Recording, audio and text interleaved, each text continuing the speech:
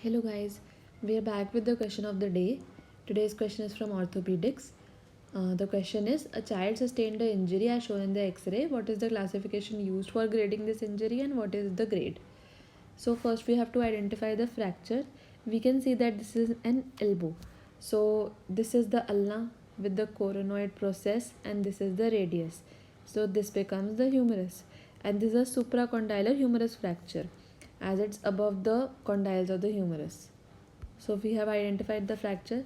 Now we have to just remember that the classification name for supracondylar humerus fracture is Gartland's classification. Now we'll see the grade. It has three grades: grade 1, 2 and 3. In grade 1 there is no obvious fracture line. In grade 2 there is a complete fracture, but it's unicortical and thus it causes an angulation but does not cause a complete displacement. In grade 3 there is a complete displacement of the bones from each other. So this was Gartland classification. So by seeing this X-ray we know that this is grade 3. So we have to remember the Salter-Harris classification also. There are some classifications in ortho that are very important. In fact, Gartland is less important than Salter-Harris. So we have to see Salter-Harris also. So Salter is in itself a mnemonic. It is used for fracture of the physis, that is the growth plate. S means straight across. A is above the physis, and the fragment created on the A wala fracture is called the Thurston-Holland fragment. Then L means lower to the physis, T means through and through, that is above and below the physis, and ER means erasure of the growth plates, that is crush injury. This was Salter-Harris classification.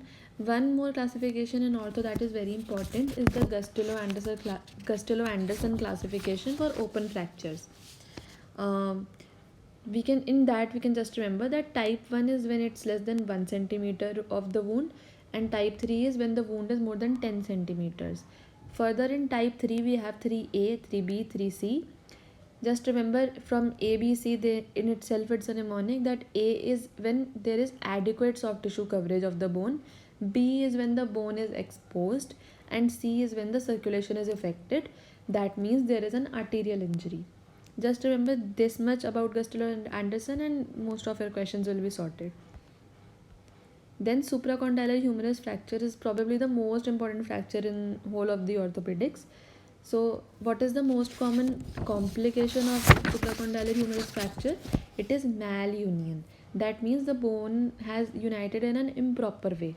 Why improper? Because it has caused a deformity of varus. Varus is medial deformity, whereas valgus is lateral.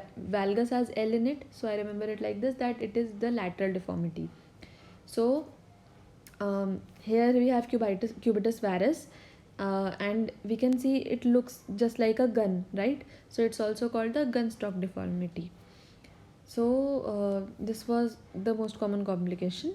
Then we also have other complications like neurological injury, in which the most common nerve injured is anterior interosseous nerve, which is the branch of median nerve. Then we have vascular injury, which is obvious that the most common vascular injury will be brachial artery, because brachial artery is the artery present here, right? Then other complications will be Volkmann ischemic contracture, which we have discussed in the previous videos also. Then myositis ossificans, which means that the muscle is turning into bone. It's a type of metaplasia. And why it happens? It happens because of massaging. And what is the most common muscle? It involves the brachialis muscle. Then we have compartment syndrome, which has 6 P's as its clinical features. What are the 6 P's? Not even 6, 7 P's. What are the 7 P's? Pain, which is the symptom. Then signs, that is pain on passive stretching of the fingers, pallor, pulselessness, paresthesia, paralysis, and the pathology of it, that is the pressure is increased. So remember it like this, that pallor and pulselessness are vascular problems, paresthesia and paralysis are neural problems, and pressure increases the pathology. Pain on passive stretching, you just have to remember, it is the most pathognomic symptom. So this was supracondylar humerus fracture.